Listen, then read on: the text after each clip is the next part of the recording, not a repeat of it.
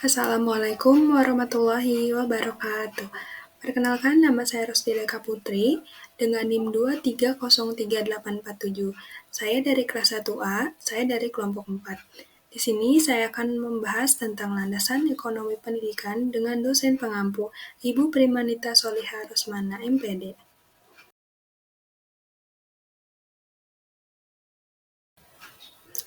Topik pembahasannya yaitu 1. Pengertian, 2. Hubungan ekonomi dengan pendidikan, 3. Peran ekonomi dalam pendidikan, 4. Fungsi produksi dalam pendidikan, 5. Peran dan fungsi ekonomi pendidikan, 6. Efisiensi dan efektivitas dana pendidikan.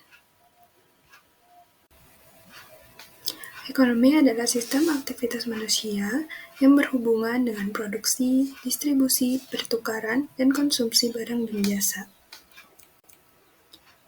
Landasan ekonomi adalah suatu hal yang membahas peran ekonomi fungsi produksi, efisiensi, dan efektivitas biaya dalam pendidikan. Hubungan ekonomi dengan pendidikan.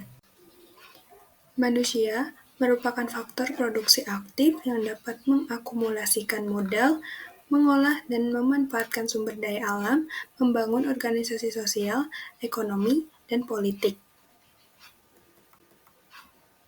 Faktor modal merupakan faktor yang paling berperan dalam pertumbuhan ekonomi. Peran ekonomi dalam pendidikan. Di sini ada peran mikro.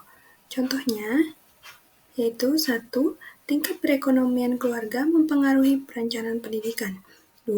Orang tua secara tidak sadar sehingga menggunakan prinsip untung rugi atau balas asa dalam merencanakan pendidikan anak-anaknya.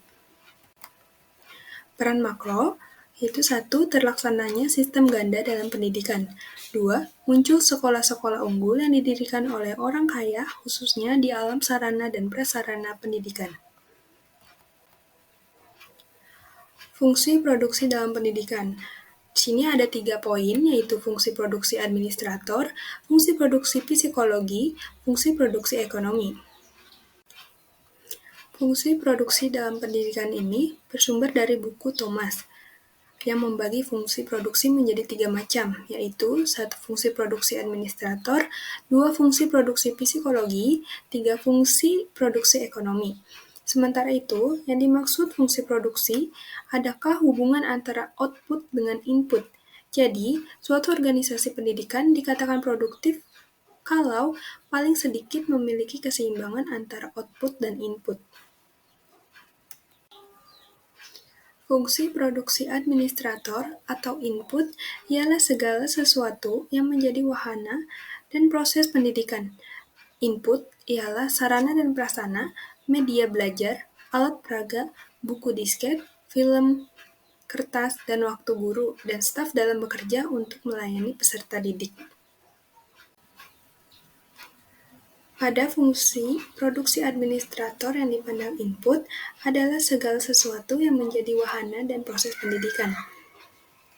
Prasarana dan sarana belajar, termasuk ruangan kelas, dapat diuangkan. Artinya bahwa perhitungan luas dan kualitas bangunan. Perlengkapan belajar di sekolah seperti media, alat peraga juga dihitung harganya.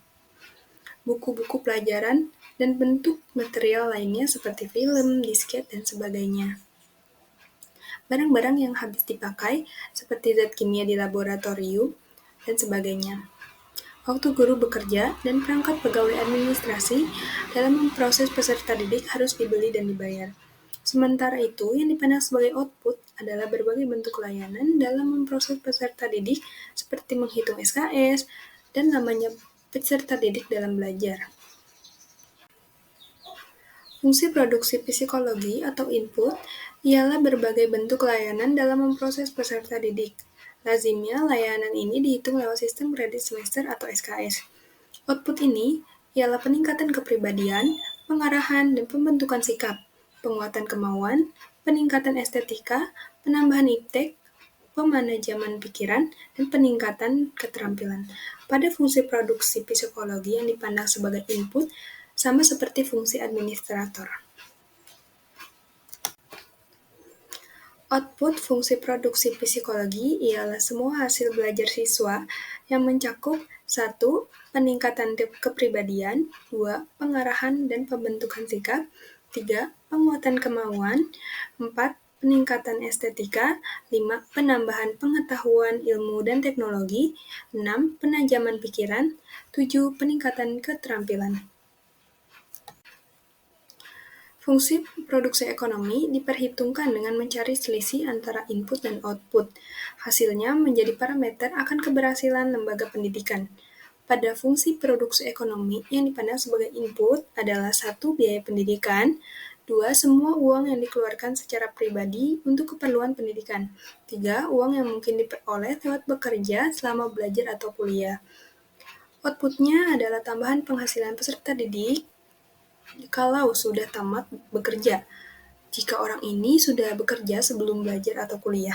Dan jika belum pernah bekerja, maka outputnya adalah gaji yang diterima setelah tamat atau bekerja. Peran dan fungsi ekonomi pendidikan. Fungsi ekonomi dalam pendidikan adalah menunjang kelancaran proses pendidikan. Peran ekonomi adalah membuat anak mampu mengembangkan kognisi, afeksi, psikomotor untuk menjadi tenaga kerja yang handal dan mampu menciptakan lapangan kerja sendiri, memiliki etos kerja, dan bisa hidup hemat. Kegunaan ekonomi dalam pendidikan terbatas untuk membeli keperluan pendidikannya yang dapat dibuat sendiri, membiayai segala perlengkapan gedung, membayar jasa semua kegiatan pendidikan. Efisiensi dan efektivitas dana pendidikan. Dana pendidikan bersifat terbatas sehingga penggunanya perlu menekankan pada keefektifan dan efisiensi dana. Efektif bila dengan dana tujuan pendidikan yang telah direncanakan bisa tercapai dengan relatif sempurna. Efisiensi bila penggunaan dana yang harganya sesuai atau lebih kecil daripada produksi dan layanan pendidikan yang telah direncanakan. Yang dimaksud dengan efisiensi dalam menggunakan dana pendidikan adalah dana yang harganya sesuai atau lebih kecil daripada produksi dan layanan pendidikan yang telah direncanakan. Sedangkan yang dimaksud dengan penggunaan dana pendidikan secara efektif adalah bila dengan dana tersebut pendidikan yang telah direncanakan bisa dicapai dengan relatif sempurna. Alasan mengapa pemerintah perlu meningkatkan efisiensi pendidikan. 1. Dana pendidikan sangat terbatas. 2. Departemen Pendidikan seringkali mengalami kebocoran dana. Prinsip umum menilai keefektifan menurut Carpenter 1992 ialah 1. Berkaitan dengan problem tujuan dan alat memproses input untuk menjadi output. Tujuan atau output harus tepat dengan kriteria. 2. Sistem yang dibandingkan harus sama, kecuali alat memprosesnya. Misalnya, yang harus sama atau homogen adalah tingkat pendidikan, kemampuan anak, dan sosial ekonomi. 3. Mempertimbangkan semua output utama. Output utama pendidikan adalah jumlah siswa yang lulus. Kualitas lulusan yang dinilai ketika meluluskan mencakup kognisi, afeksi, keterampilan, dan psikomotorik yang penilaiannya bersikap kontinu.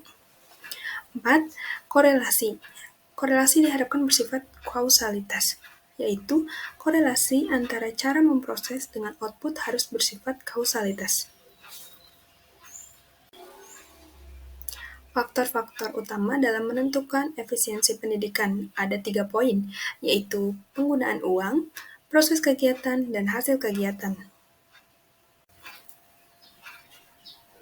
Efektivitas pendanaan juga untuk memilih alternatif pemrosesan yang terbaik, yaitu untuk alternatif-alternatif yang belum diuji coba. Dengan asumsi sama-sama efektif, maka alternatif yang dipilih adalah yang memakai biaya yang paling kecil. Untuk alternatif-alternatif yang sudah diuji coba, sehingga diketahui efektivitasnya masing-masing, maka alternatif yang dipilih adalah yang memiliki angka hasil bagi biaya oleh efektivitasnya paling kecil. Parameter efisiensi pendidikan di sini ada 6 poin, yaitu ketepatan materi, media, dan metode pengajaran guna mencapai tujuan pengajaran. 2. Ketepatan waktu, kedatangan dan usai mengakhiri pengajaran oleh guru-guru memperhatikan disiplin dan ketertiban kelas. 3. Pendidik memperhatikan dan membina pengembangan afeksi dan psikomotorik peserta didik di sela-sela pembelajaran. 4. Proses dan hasil belajar kelas dipakai umpan balik guna memperbaiki proses dan hasil belajar berikutnya. 5. Guru dan supervisor melakukan kegiatan supervisi pengajaran. 6. Guru terus berupaya memperbarui materi pengajaran peningkatan profesinya. Di sini saya akan menarik kesimpulan bahwa landasan ekonomi adalah suatu hal yang membahas peran ekonomi, fungsi produksi, efisiensi, dan efektivitas biaya dalam pendidikan. Ekonomi sebagai sumber pembiayaan pendidikan sangat penting, karena hal ini mendorong, memicu, dan memacu etos bangsa menuju kualitas yang lebih baik. Ekonomi memiliki implikasi yang cukup menentukan keberhasilan pendidik. Dengan ekonomi yang kuat, maka prasarana, sarana, media, alat belajar, dan sebagainya dapat dipenuhi. Proses belajar mengajar lebih intensif, motivasi, dan kegairahan kerja personalia pendidikan akan meningkat. Terima kasih. Sekian dari saya. Wassalamualaikum warahmatullahi wabarakatuh.